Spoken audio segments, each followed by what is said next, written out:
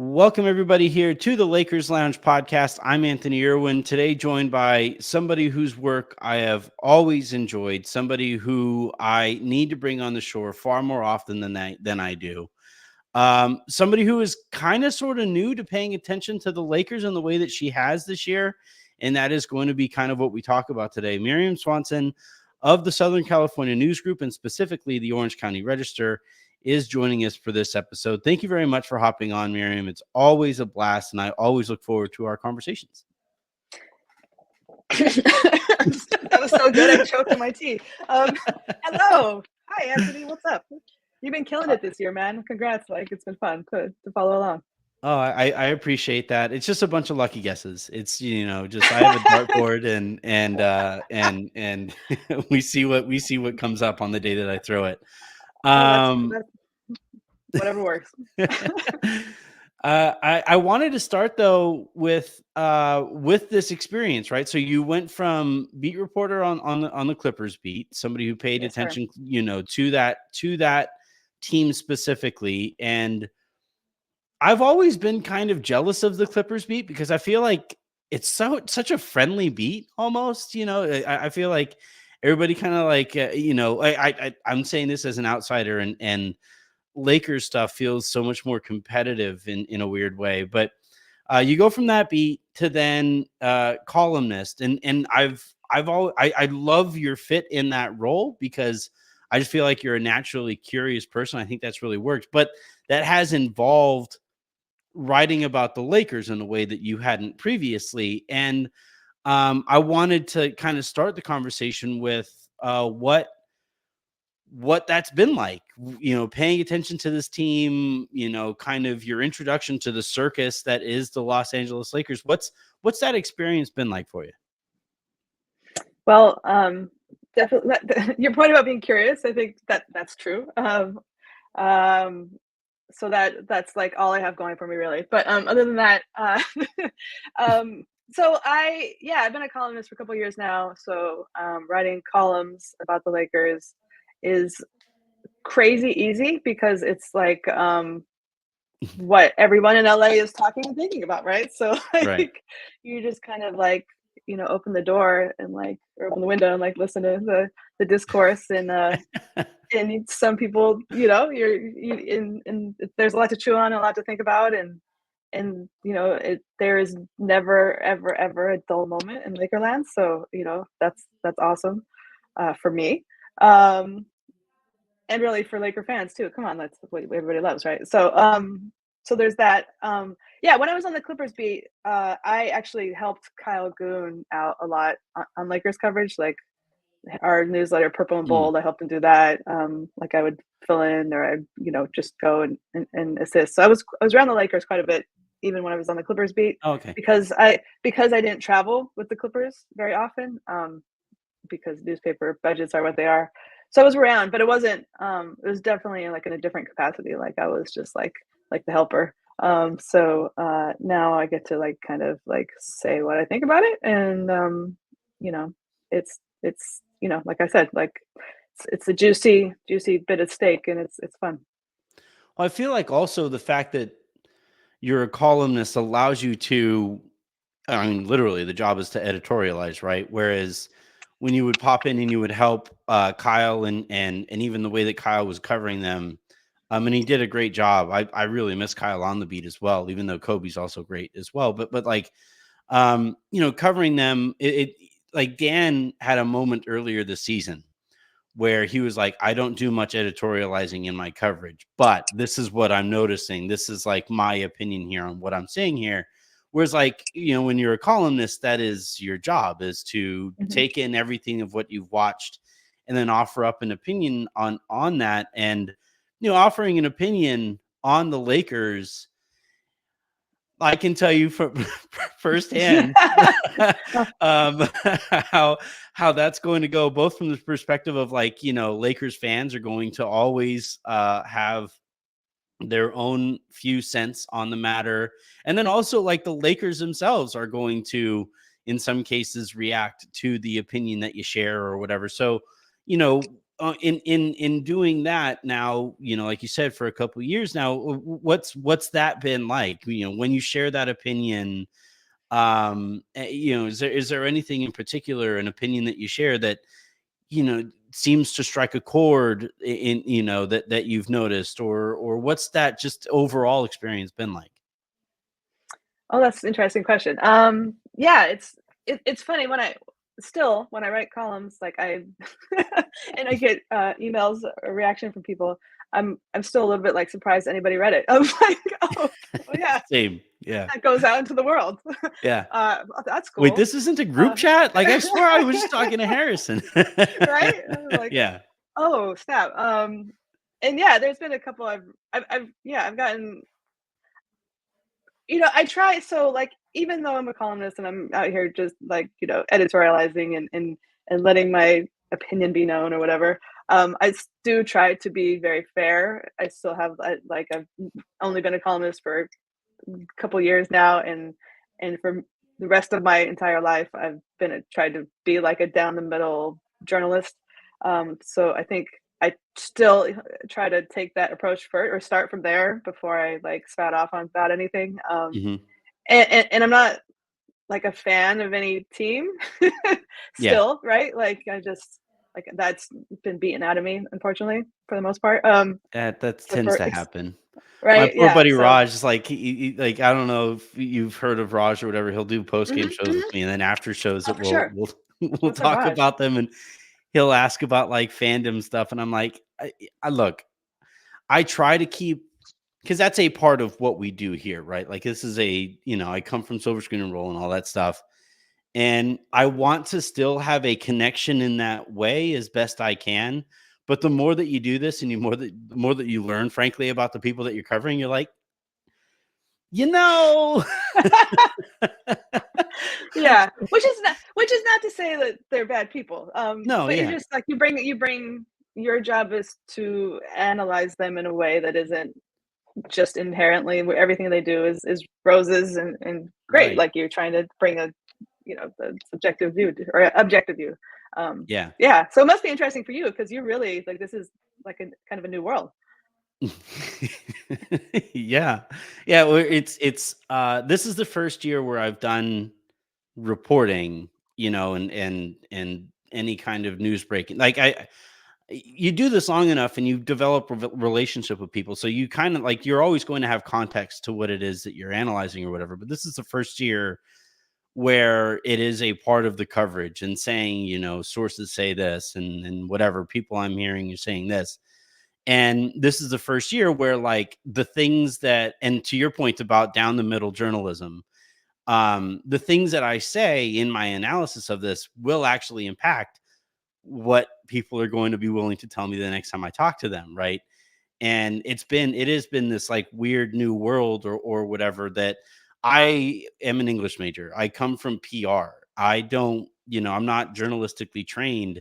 So, like, learning all of this on the fly, and having Harrison laugh at me basically every step along the way, because he is journalistically trained, Oh yeah, for sure. has been wild for me, and I would I imagine don't wildly believe entertaining for Harrison him. would ever laugh at you. He spent like the whole first chunk of the year saying I'm his favorite newsbreaker. So yeah, he would never ever commit to a No. bit. But yeah, it is, and I think the Lakers is, somewhat unique. And like you're saying, if you drive with your windows down, there's a real good chance that you're going to hear at some corner, at some coffee shop, like, people saying, can you believe Darvin Ham is still playing Torian Prince the way that he is? 100%. 100%. No, literally, like, yes, you walk into coffee shops in LA and people will be talking Lakers, which I Yeah. love. Like, that is so cool. Is that's part of our culture, Yeah. like, I'll never, yeah, like, I'll never forget, like, Derek Fisher makes big shots in the playoffs. Like, I'll never forget, like, going to Starbucks the next morning and having everybody talking about Derek Fisher, like, I was Yeah. like, this is LA. This is so cool. Um, so yeah, And that's just, back then you had the Lakers flags, right? mhm, mhm. Back then you had, everybody had, flew their flags outside of Yeah. their white Yep. Suburbans, in the Yeah. city that I grew up in. Yeah. But so with that kind of in mind, when you when you write and when you cover and when you Mhm. editorialize on this team, is there like is that something you keep in mind, or is it you basically write for yourself and you see what the response is going to be? Um, well, I do try to write to the people, to LA, right? Like, Mhm. that makes sense. Oh, it totally And does. like, yeah, like, so like Laker fans, all of, LA that isn't Clipper fans, All of Raj, yeah.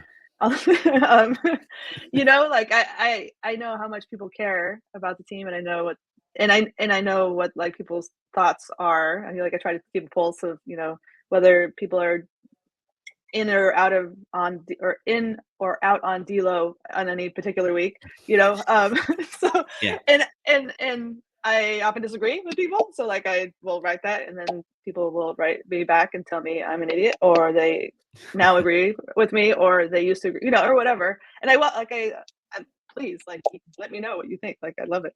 Um, Usually people are pretty respectful. Yeah, but back to your question, yes, I've gotten responses and they've been pretty positive, and I think it's because like whether I'm like saying yay or nay, like I try to be fair.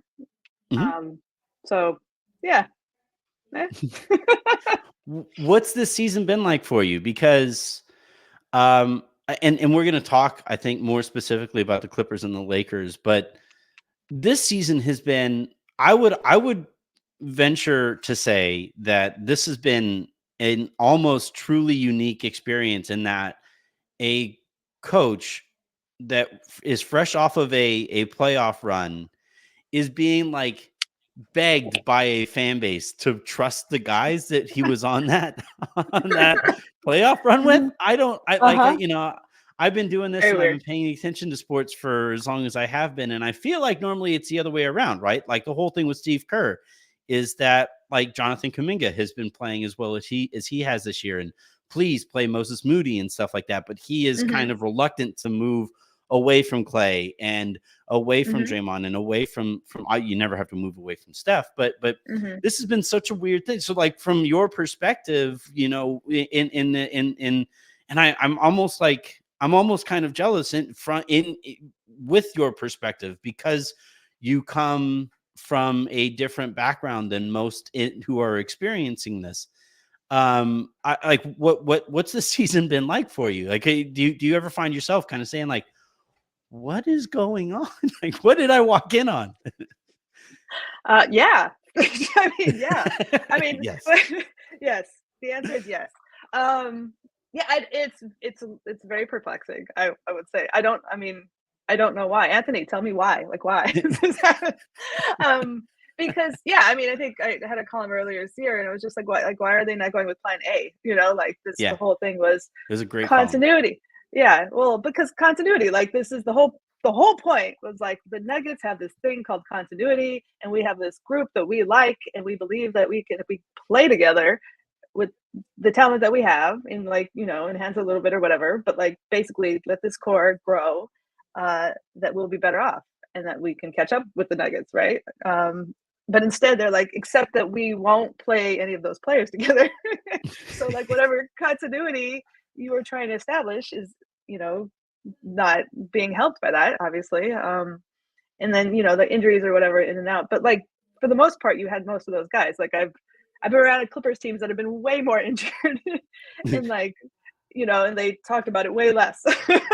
And Yeah. so you've had AD and LeBron like playing their butts off for the most part for the most of the season, and a lot of and a lot of the pieces that you needed there. So I don't know, like if I ruled the world, and I was the coach of the Lakers, I would have just kind of done what they're trying to do right now, and Right. let them.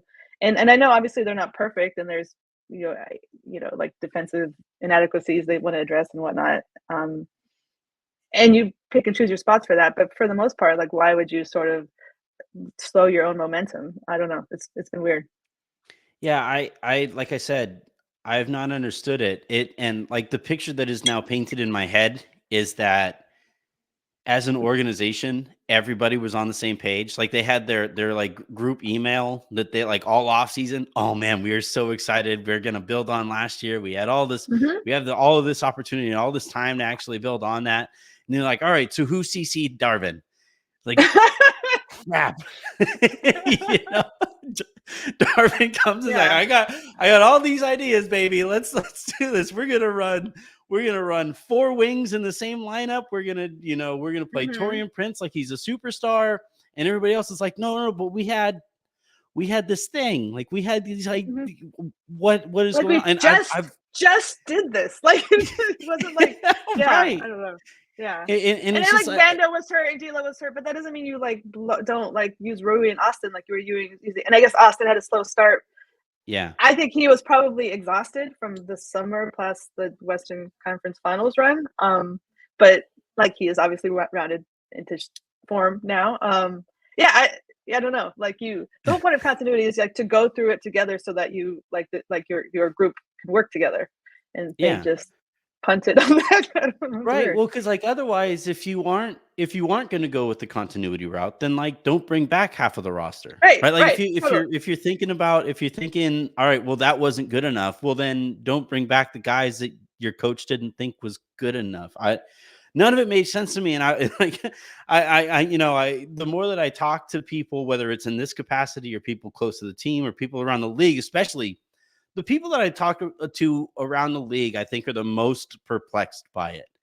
Like I had a coach, an assistant coach that I was talking to over the All-Star break, and he was saying that their coaching staff was saying basically like they were almost annoyed that they were squandering this opportunity because in the NBA there is like continuity is a very rare thing. And the ability to build on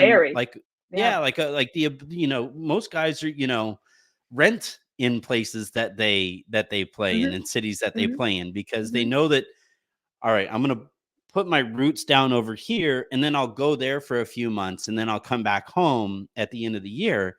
And this coach that I was talking to was saying like, we're sitting here saying like, you realize what you have? Like, you realize how cool that is that a team basically recognized the context within you falling short took place in, and then you're just like, you're going to squander it.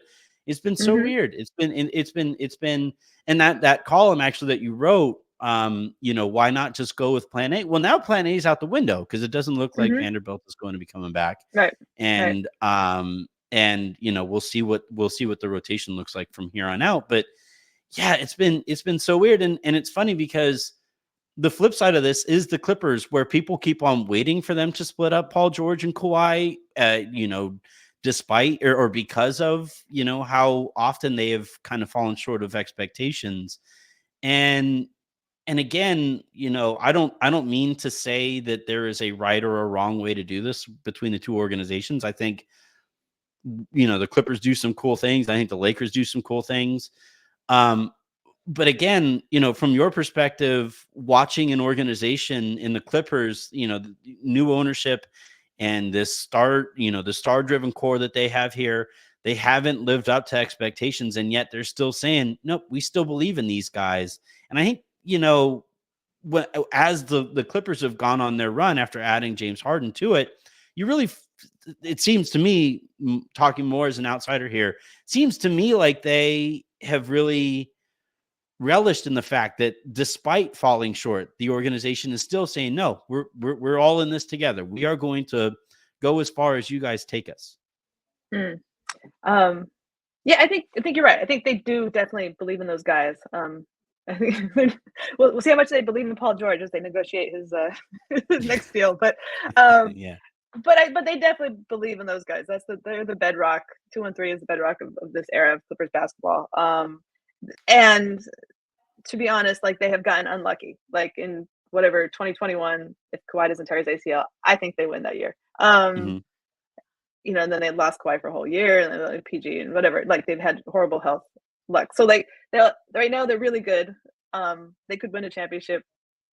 They absolutely could. They feel like they can. They are playing with the focus and urgency that they want, like that they recognize that and that they want to take it. But at the end of the day, to win, you got to be lucky and good. Yeah.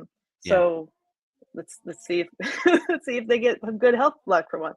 But yeah, as far as them, I mean, the alternate, I don't know what else they would do. They're smart. They would figure something out. But like if it's not like what's better than Kawhi and PG for the Clippers. I don't know. Like those guys are when they're healthy exceptional. Yeah. So as they're showing. And but the thing about the Clippers is they've been like so smart with their team building and like their contracts, and like even last year when they had like way too many wings, but those were like movable contracts. They always have movable contracts, and so they were able to go get James Harden. Now they don't really, like, depending on what they do with these three guys, like they'll be a little more less flexible probably, but I've always like appreciated how much like dexterity they have in sort of like changing their roster. Speaking of changing, like they've definitely turned over. But to be honest, not that much. They have a lot of one thing that's noticeable about this Clippers roster is that they've had, PG and Kawhi there for a long time. Terrence Mann's been there for a long time. Zubats has been there for a long time. Amir Coffey has been there a long time. Ty now has been there for a long time, Yeah. So they've got a handful of guys. They've got a core that has been together for 4 or 5 years, right? So they got that going for them too. So yeah, but yeah, they as far as Kawhi and PG and like kind of sticking with this game plan, yeah, they've stood by it. That this is kind of the last topic, and if we have some time, I guess we'll talk a little bit about All-Star Weekend since everybody is anyway. But the Lakers Clippers thing and the comparison between the two organizations is so interesting to me because I'm going to be frank, the Clippers are run in the way that I wish the Lakers were run, and yet the Lakers have more to show for the Anthony Davis and LeBron James era, despite kind of like tripping over themselves at every turn while they've had them. And, it essentially becomes a conversation of process versus results, right? And like you just said, you've always kind of respected the way that in their roster building, they have remained flexible so that when given the opportunity to add to that core, they can. Whereas the Lakers forfeit their flexibility that they could have brought into the season, and as a result, weren't able to do anything at the deadline this year. And the Clippers are always going to be, with Ballmer, he's always willing to spend, and he now obviously has a lot more that he can spend on his team than Jeannie and the Buss family can. Sure. But I do think, even if you were to even those two things out, I do think that Steve Ballmer just kind of understands the original tenet of business, in that like the more that you invest, the more that you can take out of it, right? And to me, it's like not investing into the Lakers or having luxury taxing, capping yourself, and second apron capping yourself, or in this case, the Lakers this year chose to hard cap themselves. And I don't think Jeannie was like all that heartbroken to find out that they were going to be hard capped this year. And you compare that to like, the Lakers are this, like, they're run like a mom and pop kind of thing. And you have Microsoft across the hall and like, and yet like what do you do with the fact that like the smart, intellectual, like tech bro-y business process is over there, and whatever the Lakers are doing is over there. And yet over there also resides all the championships. Like, how do you square those two things in your mind? Because I legitimately can't. I like, as much as I would like to see the Lakers operate in that way, I also can't ignore that the Lakers aren't doing something right in that, like, while LeBron and AD have been Lakers and while Kawhi and Paul George have been Clippers, the Lakers have the trophy. Yes, they do. And they've also got what they both made it to Western Conference Finals besides that. So it's like the Lakers definitely, I guess LeBron helps. LeBron and AD are are pretty good at basketball. But yeah, to your point. But okay, so here's a question: like, how long is that sustainable? Like, Yeah. eventually, like to your point, investing. They just invest. Ballmer just invested in the Intuit Dome. Like, they're about to Mhm. have like a basketball palace. I don't know what that. I'm very curious, to be honest, like to see how that feels. In year 2, 5, 10. Um, I mean, it all depends, I think, on how the team plays. But I just like, sorry, Laker fans, but what if the Lakers don't make the playoffs, right? Or they get bounced in they're like the 9 seed and they don't they lose their play in, and the Yeah. Lakers and the Clippers go on to win the championship going into a dome, and then like LeBron doesn't like not making the playoffs, and maybe like another team drafts Bronny and like LeBron goes, like then the Lakers are like in this not good place and the Clippers are like ascending and on their way. And then like it's like, oh, huh. You know what I Yeah. mean? Like, but that's a lot of what ifs and like we'll see. But yeah, like as long as the Clippers have Ballmer pouring funds and investment into it and them doing the right things, like eventually it's gonna pay off. But the Lakers are the Lakers, and they have sort of this aura about them, and LeBron and AD have been amazing, and I'm sure they'll have more great players in the future, and um, maybe just the vibes of LA are going to carry them, keep carrying them. I don't know. Yeah. I don't know. There's some magic there It's too. I don't know. it's just like the business plan apparently seems to be sunshine and rainbows versus an actual business plan, and like it's hard for me because of the way that my brain works. Like, I'm also a Dodgers fan. I grew up, Mm, I actually covered the Dodgers before I started doing any of the Lakers stuff. And my first words, or one of my first words when I was like 4 or 5 years old, was Dados, to mean Dodgers. Like, oh, there's actual, I got to talk to my parents about finding that clip. It's funny how much I look like my son in saying that stuff. But oh, like, I I also like share the frustration that Dodgers fans share, in that like we've lived mm, through all of these incredible regular seasons, winning hundreds of games, year in, year out, while you're on this run, but only having the one championship to show for it. And mm-hmm, like, I don't know if it's squareable. I can keep on telling myself that baseball is, the baseball playoffs are a random sport, and you mm-hmm, basically hit shuffle and you see how the playoffs are going to play out. But, how do you not adjust for that? How do how, and they seem to have this year, where they have front loaded their roster to a greater degree. They have spent more on individual players this year than they have, I would say, in the past. Anybody has ever in the past. But like, and we'll see what results come from this process here. But at least there, I can say that there was a process that went into it, right? Trial, error, learn from it, go get Shohei, right? And mm-hmm, and with the Clippers, I think it's a lot of the same, right? Trial, error, learn from it.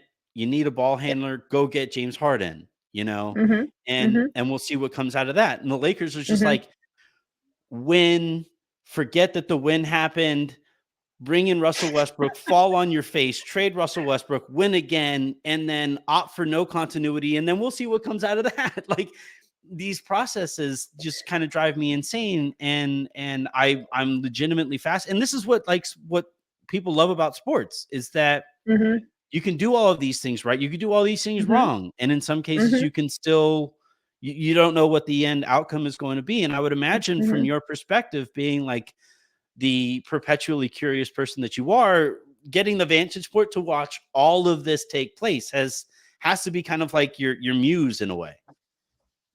Oh yeah, I mean it's such a it's absolutely fascinating, especially the sort of the foils that the two teams are.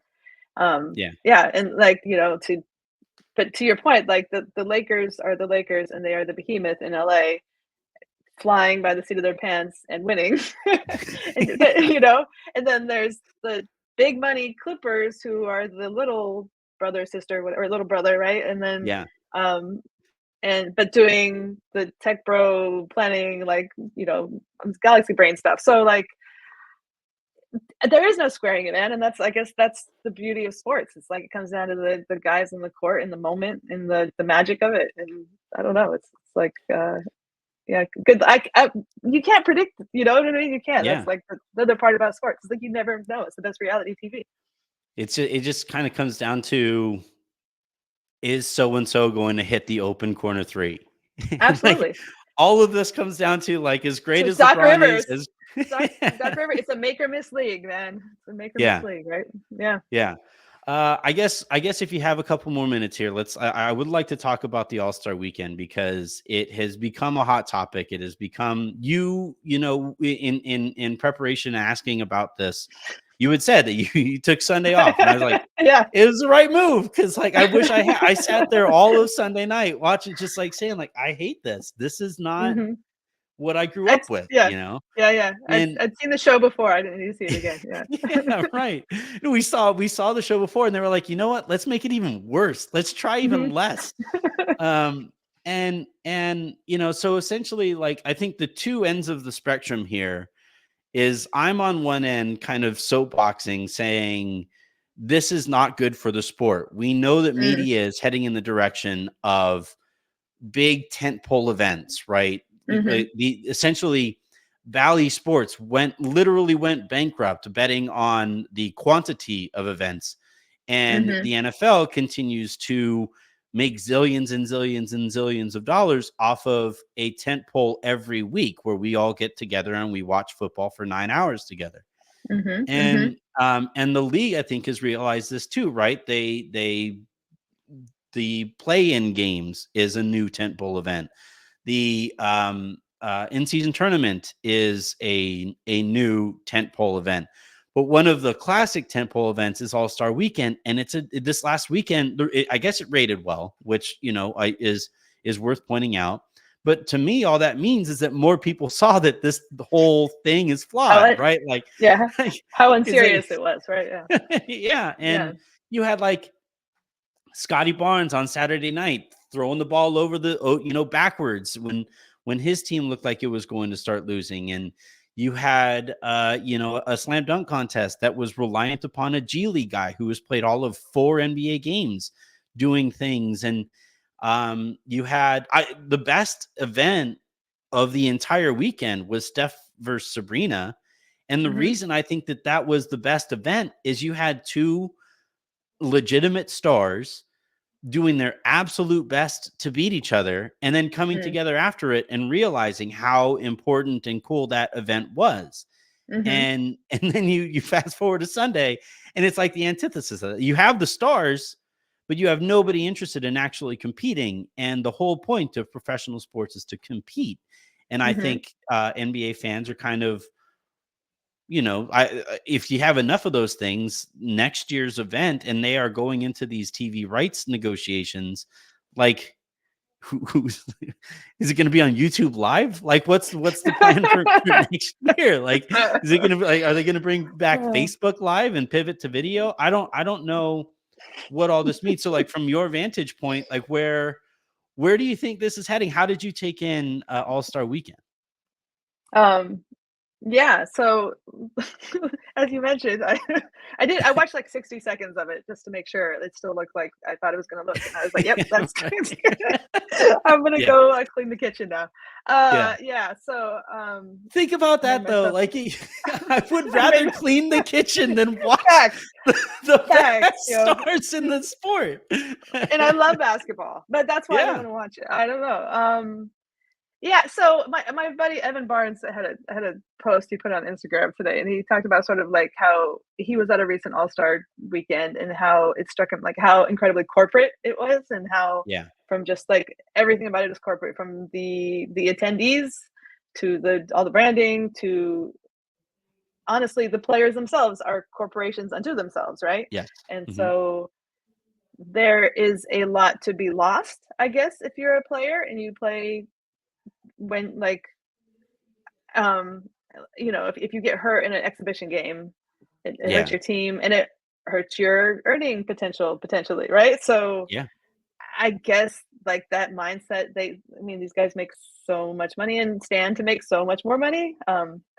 Although if they take a broader perspective and they start looking at TV deals that are coming down the road, revenue sharing, all that, then maybe it would make sense to treat this not as like meaningless, worthless endeavor. But yeah, like for right now, it seems very like the cool thing for these multi-million-dollar or millionaire athletes is to not try to play in a way that makes sure nobody gets hurt. Yeah. Which is super boring and kind Yeah. like like a waste of our time as viewers. Yeah. Unless they like my husband is just on this kick. Like unless they just really, really go into it and just treat it like a rock and jock game and like start having like 25-point baskets and like if they want to do that, that might be fun. But other than maybe that, that's Luca's explanation for, because I don't know if you saw it. You've probably seen it since, but like, yeah, I've seen some. Yeah. with like 30 seconds to go, Yeah. he fired up a 75-footer, and it's like, oh shoot, Yeah. I thought we were doing the LED court thing, and I was shooting from Kenny Smith's face. Like, I'm sorry. Yeah. Like, Yeah. it was just.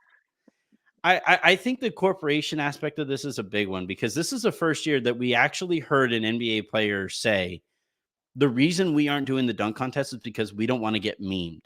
And then immediately Jaylen Brown turns around and gets memed because he did really poorly in the slam dunk contest. Yeah. And it was funny because normally NBA players are like, you don't mean anything to us. You can say whatever you want, but I am still a zillionaire and you are still typing this out from your mom's basement. And and it was interesting to like hear that like juxtaposition of like, no, actually, the internet does kind of matter here to me, the corporation. My corporation takes a hit if I go out there and I look like a doofus. And I thought that was really interesting. But I also think, though, the other thing that I find interesting here is that like this current generation, like immediately following LeBron and Steph, who I think take a very old school approach to this, where they do live and die with this stuff, right? Like I think football like LeBron players played despite having an ankle thing. So, I would like to know more about personally, but sure. Right. But like he still go like, because you see, and to your point, LeBron on what appears to be a somewhat bum ankle was dunking from like a step within the free throw line at age 39. And then you compare that to some of even the dunks. Like, it's one thing for these guys to fire up their 30-footers, but a lot of them are doing the really lazy, like just drop the ball over the top of the rim thing that nobody likes, and it is like the safest thing for their body or whatever. But like the point is to put on a show. So I don't know if it's like, maybe you got to shorten the game and do stuff like, in between the breaks that actually provide the length of the event that it needs to be for your TV partners or whatever. And there are any number of actual solutions here. But the other part of this thing that came out of All-Star Weekend that I'd like your thoughts on as well is this next generation of player be like work-life balance kings. And like the idea that like they think fans like the idea or care about the idea that they have lives that they prioritize outside of sports. And I think the line that you got to be careful of here is you never want your fans to feel like they care about this more than you do, right? Because being a fan now is expensive, it's extensive, right? It takes a lot to be an educated fan on this stuff and a hardcore fan on this stuff, with social media, with gear that you have to buy, with fighting against StockX and Nike and all of that stuff to get the shoes that you want to wear even. It's not easy to be a fan and to have players basically say like, Giannis, whether he was trolling or not, saying like, yeah, I don't really watch basketball outside of the basketball. It's like, all right. And then you have Jokic, who is even less interested in that stuff than Giannis is with those quotes. From your perspective, how did you take in all of this? That to me is, I think, the scariest aspect of this entire weekend is that sentiment. But what did you think of those quotes that came out of it? Anthony Edwards didn't exactly shower himself with glory either. Yeah. There's sort of like this malaise if the players have it, then like why would that not spread to, like, yeah, no, that's a Yeah. great point. I think in general though, it's not. I think it's been that way for a long time, that there are a Yeah. lot of fans who care a lot more than a lot of players. Like this Yeah. is this is a, like Jokic will tell you, or Giannis, like this is a job for them, and like when I like there's a lot of people like real life, your job and your is different than what your dream. You know what I mean? Like it becomes a Yeah. job, and it's a job, and um, that's fair. That's their livelihood. But yeah, but you have, I mean, the players that we love most are, the Kobe's or the LeBrons or whatever. Like those guys obviously have a great passion for what they do, and have had and maintain that, and put the work in to do things that are amazing and that inspire people. And if guys are just out there like, yeah, we don't think it's worth it. Yeah. Yeah, that Yeah. eventually at some point I think will. Yeah, I don't know. That there was, I, and that the yeah that so I was thinking about that too, and sort of like if your top players are doing that, um, yeah, I don't know where that goes. I mean, I'd have to think that there's enough guys who care a lot that won't be the pervasive thought. Um, We're still but yeah, it's looking kind of for him surprising. though. Yeah, I don't know, but Victor it's surprising. Wembanyama, who's yeah. Yeah, right, but it's, like, surprising from, like, an Anthony Edwards who, like, seems super competitive, and, like, you'd think he'd just wanna go out and kill people, but no, he's having, like, too much fun being him, I guess. Yeah. I don't know. Yeah, but, like, back when I covered the Clippers, like, Danilo Gallinari was like that too. He was like, "I don't watch basketball. I do basketball all day. I go home, and I do something besides basketball." And you kinda go Yeah. like, "Okay." But I was kinda like, "But that you don't wanna watch basketball?" Like, Yeah, basketball's right. We've also fun. seen how Gallinari's career has kind of Yeah, gone, and I yeah, it so doesn't surprise me. So, like, yeah, I the part of this that I think is kind of noteworthy, and I'm really curious about is like, us, we for a long time and forever have always been like, we want honesty from athletes. We want to mhm, see who these people actually are. We think that that's the most interesting thing here. But I mhm, think what we're finding out is that actually the Nike version of that person, who's like a Nike commercial, who said like lies to us and says that like they live and mm, die with all of these things, might mhm, actually be better for the league. And I'm really kind of curious how those two ideas kind of butt heads in this next generation, where mm, they are more real, they are on social media, they allow us into their lives in that way.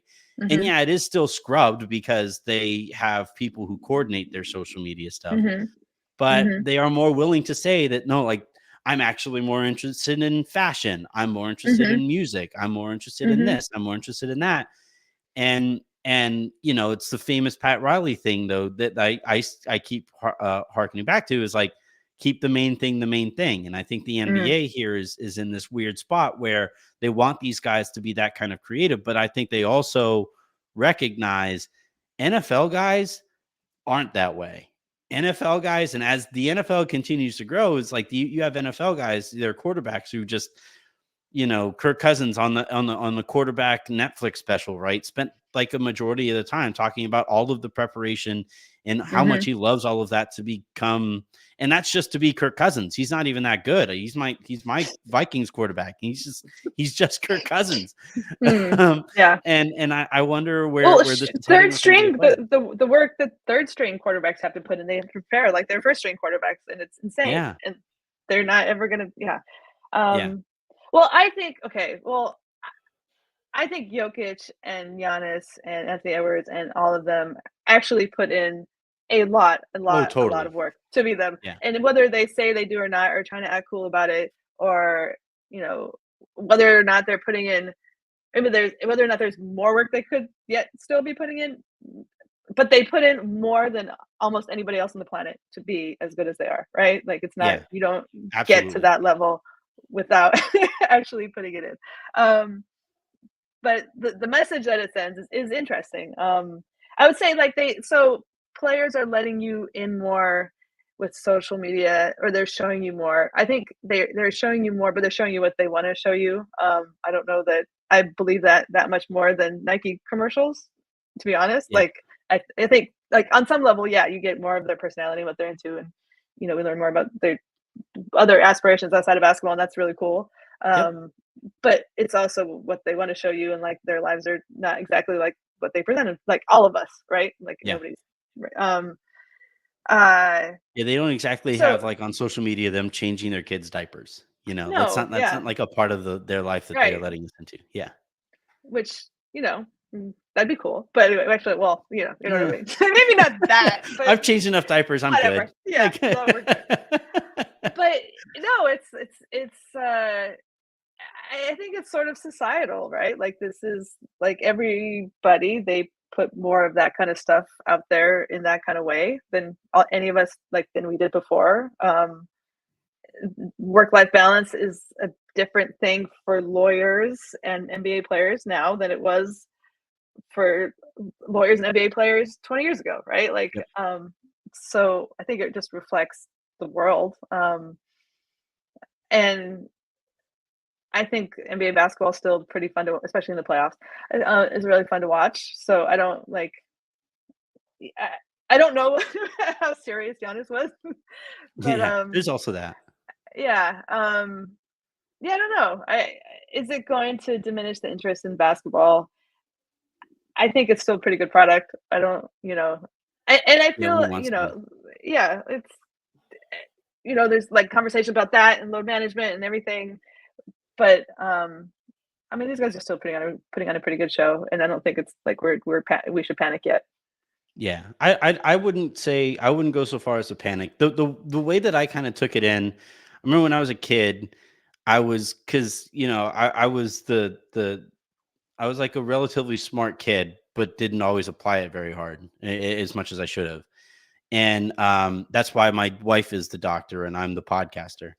And my dad I would always say like, yeah, I got a 83 on this thing, and I didn't even study. And he was like, that's not a flex. Like if you would have studied, if you would have studied, you might have gotten into a better school than Cal State Fullerton.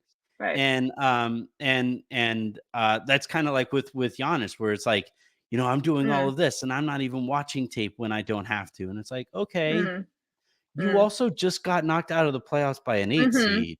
So it's not really the flex that you think it sounds like, even if you're trolling and even if you want to make it seem as if like you have all of this under control, it's like, yeah, but the main thing, you're also one of the very few 1 seeds who ever lost to an 8 seed. And I'm really kind of curious how all of that is going to look long term. Well, the thing, like we in LA love Kobe because of that he won. He was the champion and a beautiful basketball player and like fascinating guy and everything. But like the Mamba mentality, is work. Is that you work. And I remember like just being around the crowds of people who came out after his death, and just you read all the things that people wrote, and it was all sort of along those lines that you inspired me to work. Yeah, I achieved something in my life because I looked at you and I was like, Kobe worked so hard at this, I can do that too. And I'm like, that is so cool. And I was like, Giannis is like, you inspired me to watch Love Is Blind, baby. So like, so in that way, it's kind of, like athletes have always been sort of the paragon of like, you put the work in, you train hard, you achieve. So I mean, it's different, but we'll see. Yeah, I think it's just me. I think it's just me getting old. Like I think I don't. I think you and me both, man. You and me both. So that's why I'm trying to keep an open mind. I think because I think at the end of the day, you don't get to their level without having done an insane amount of work, no matter what they say. Yeah. Well, Mirjam, this has been an absolute blast. None of it has felt like work, and it's always for you. No, I'm just kidding. Touche. You can check out Mirjam's work. at the Southern California News Group, and specifically the OC Register. She writes really fun columns. She wrote a really good one recently about the art that comes out of the NBA, and specifically about Bo Estes, right? Am I saying his name right? Yep. Who does, like, if you guys watch on League Pass, he does like the top 10 and the top 5 on there, and does it in a really fun way, and loves him some Michael Jordan. So that was a really fun column. All of your columns are really fun. It's always really fun talking to you, Mirjam. Thank you very much for stopping by. Well, I'm honored to be on. You keep killing it, Anthony, and I love listening. I'll show you the dartboard, and I'll let you know which. Please, cool. We'll talk to everybody tomorrow.